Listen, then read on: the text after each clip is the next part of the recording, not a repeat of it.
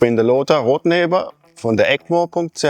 Bei uns dreht sich alles um Motoren. Wir sind weltweit die Einzige, die den 4,3 Liter auf Basis vom Original 964 auf die Straße gebracht haben und bauen die Motoren für den Urs Erbacher für seine Backdating-Fahrzeuge. Unser 4,3 Liter ist entstanden aus der Zusammenarbeit mit dem Urs Erbacher. Er ist auf uns zugekommen, wir arbeiten schon lange zusammen, gerade für seine Top-Fuel-Projekte. Machen wir immer die Adresse für die Blöcke instand setzen, Zylinderköpfe und so weiter. Und aus seinem Backdating-Projekt ist die Zusammenarbeit noch intensiver geworden. Das erste Backdating, da haben wir für den Urs schon in 3,9 Liter gebaut. Da waren alle anderen Mitanbieter bei 3,8 Liter. Sind wir auch schon einen Schritt weiter gegangen. Und das nächste Projekt war natürlich, wie können wir noch ein bisschen mehr Leistung, mehr Drehmoment. Das ist natürlich beim Urs so eine Sache, der kann nie genug Leistung, nie genug Drehmoment bekommen. Als Top-Fuel-Fahrer ist man da ein bisschen versaut von der Leistungsentfaltung. Und da war natürlich bei ihm die Ansage, ja Lothar, was können wir machen? Können wir 5 Liter bauen? Können wir 5,5? Können wir 4,8 und so? Und bei uns war eigentlich schon lange die Idee, wie viel Hubraum kann man tatsächlich mit dem 964 Basis 3,6 Liter realisieren, so dass es funktioniert und hält und den gleichen Ansatz wie ein Originalmotor, dass er immer fährt.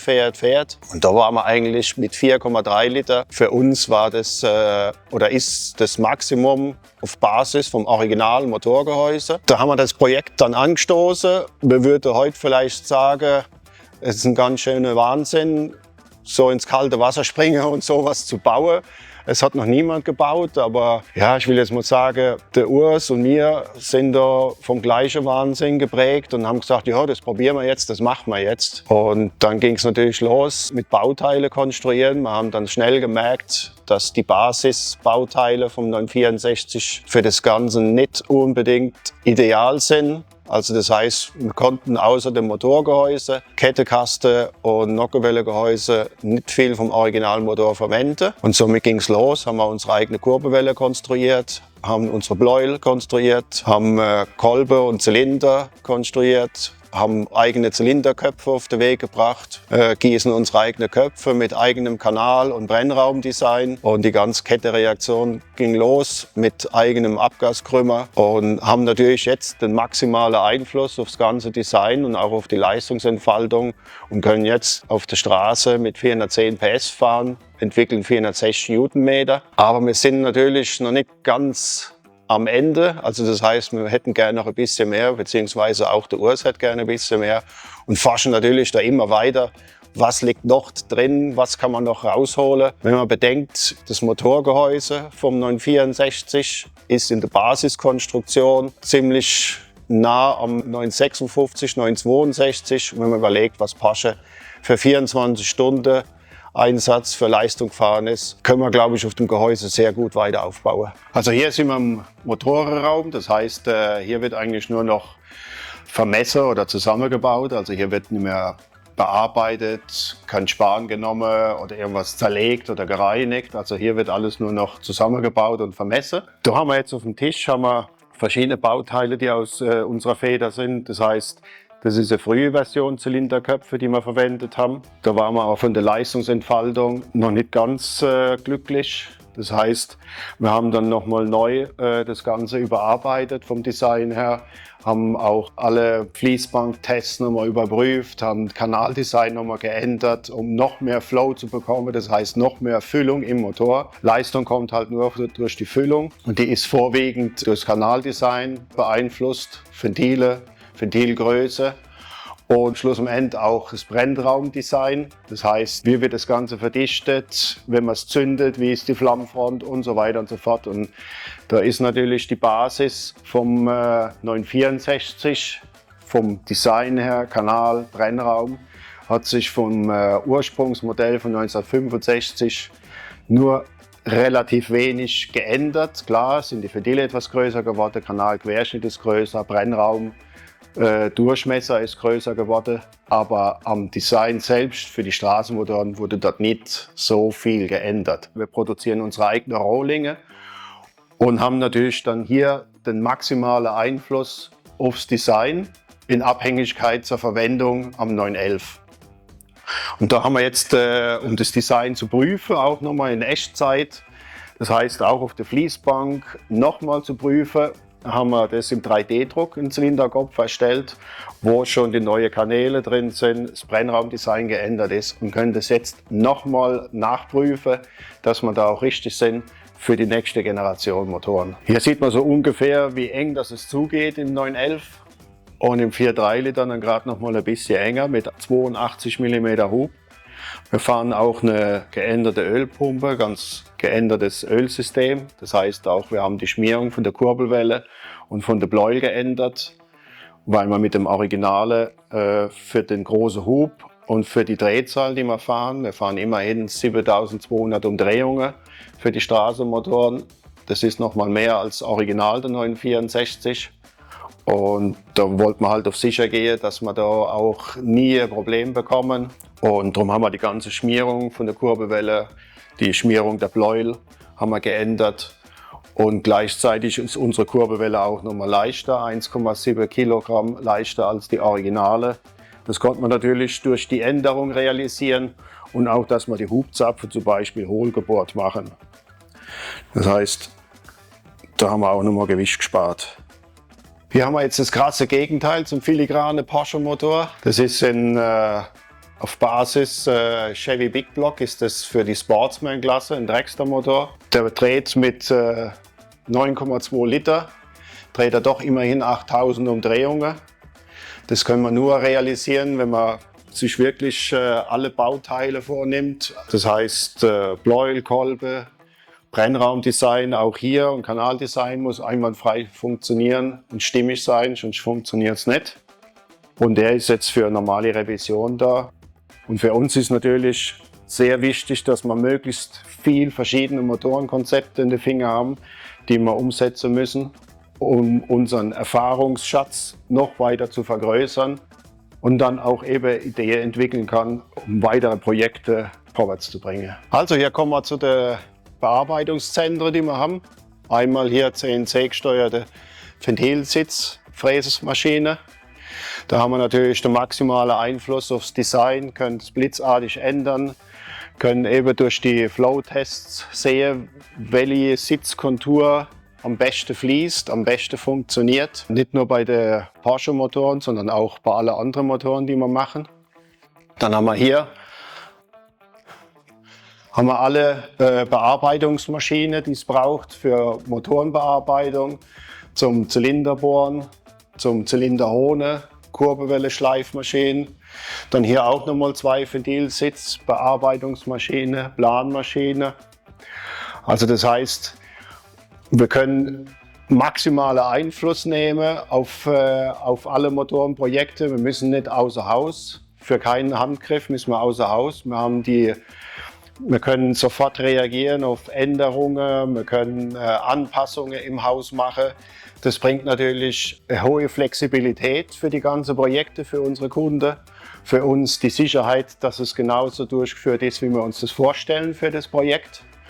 Und ein enormer Schatz an Erfahrung und Kompetenz für die ganzen Projekte.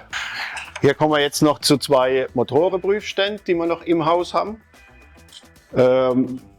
Da sind wir gerade, die Wirbelstrombremse sind wir gerade am Aufrüsten. Also das heißt, wir ändern die Steuerung, um noch präziser und schneller die Motoren abstimmen zu können. Plus, dass wir die Kraftstoffversorgung ändern müssen. Wir haben immer mehr Nachfrage nach großvolumige Dragster-Motoren, die dann auch mit Methanol fahren und die brauchen sehr viel Sprit.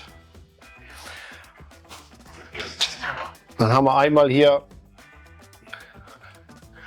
Wasserwirbelbremse. Da können wir messen bis 2500 PS. Die verwenden wir viel für Oldtimer und auch für die Dragster V8 Motoren. Die fahren wir hier drauf bis zur Sportsman-Klasse. Das ist so die Klasse bis knapp 2000 PS. Und die können wir hier bedienen, einstellen und sauber abstimmen. Das bringt die beste Performance dann auf der Strecke. Auf der Strecke hat man 400 Meter zur Verfügung und da darf man sich keinen Fehler erlauben und abstimmen kann man auf der Strecke eigentlich eher nichts. Und auch die ganzen Motoren für den historischen Bereich. Wir haben den ein oder anderen Kunde, der fährt in der Peter-Auto-Serie mit Lola T70 und alte V8, TVR und so weiter. Und die fahren wir alle hier auf der Bremse und stimmen die ab. Dann sind wir hier mit der Wirbelstrombremse. Das sieht im Moment sehr nach Baustelle aus. Aber eben, wie gesagt, da sind wir am Aufrüsten mit neuer Steuerung. Wir kennen den Prüfstandsraum schon aus diversen anderen Videos, die wir schon gemacht haben. Und da sind wir eben jetzt am Aufrüsten nochmal für noch mehr Präzision, noch mehr Flexibilität und noch mehr Einfluss auf unsere Projekte. Also hier haben wir noch einen dritten Prüfstand. Mehr ist immer mehr. Das ist für uns Einrichtung für die Nachkontrolle. Das ist ein sogenannter Narbenprüfstand. Das heißt, der Prüfstand wird direkt an die Radnabe geschraubt. Wir müssen das Fahrzeug nicht irgendwo festbinden oder auf irgendeiner Rolle verzurren und haben dann Schlupfprobleme. Das bedeutet, das Rad wird demontiert und der Prüfstand direkt an die Radnabe. Und somit haben wir eigentlich noch ein drittes Werkzeug zur Kontrolle. Das heißt, wenn die Motoren auf dem Motorenprüfstand fertig abgestimmt sind, werden ins Auto eingebaut. In der Regel ist auch das Getriebe angepasst oder mindestens revidiert. Und dann können wir das Ganze hier nochmal als Funktionskontrolle zum Sehen, ist es perfekt dicht, läuft alles wunderbar, ist die Anbindung gut und. Das können wir hier dann nochmal nachkontrollieren.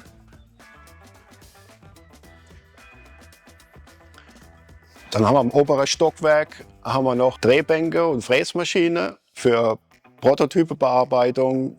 Das heißt, wenn wir uns Bauteile ausdenken, können wir die erstmal in-house als Prototypbauer die Funktion testen, um sie dann in Produktion zu geben.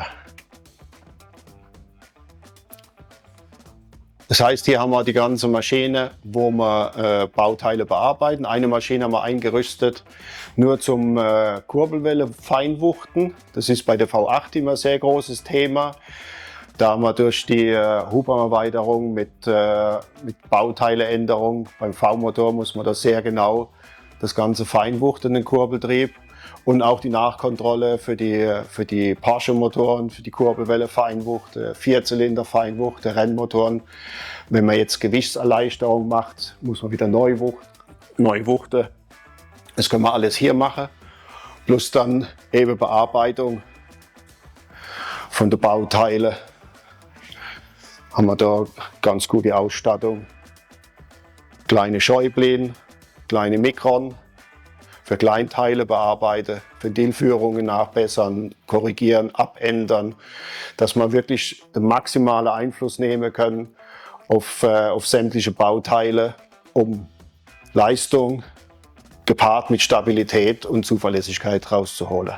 Also hier ist noch ein zusätzlicher Raum, der uns ermöglicht, maximalen Einfluss zu nehmen auf die ganzen Projekte. Das heißt, wir machen auch die Kabelstränge für die ganzen Fahrzeuge, machen wir auch hier.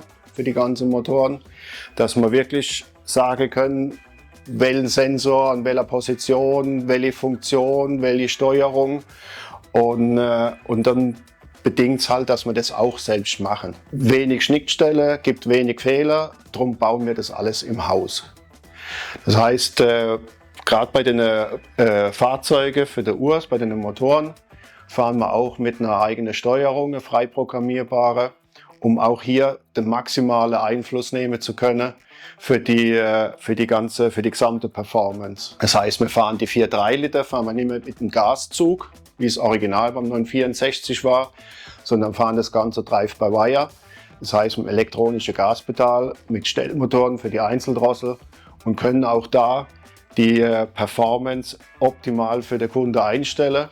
Es ist auch möglich, verschiedene Settings zu fahren, also über einen Map-Switch könnte man dann auch 4, 5 bis 10 verschiedene Ansprechverhalten und Leistungsstufen fahren. So, wenn man das Fahrzeug jetzt mal, wenn das der Besitzer dem Sohn übergibt und das Gefühl hat, er braucht nicht die volle Leistung, dann kann er die reduzieren.